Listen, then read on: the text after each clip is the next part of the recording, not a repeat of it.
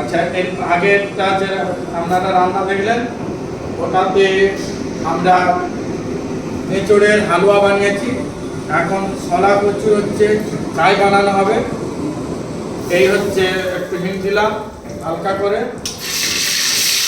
হিং দিলাম, হিঙের পর একটু অল্প জিরা দিলাম, বেশি মশলা ইউজ করা যাবে না। তারপরে একটু কালো রাই মশলা দিলাম,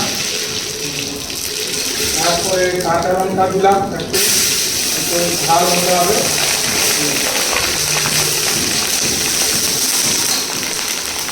তারপরে একটু আদা,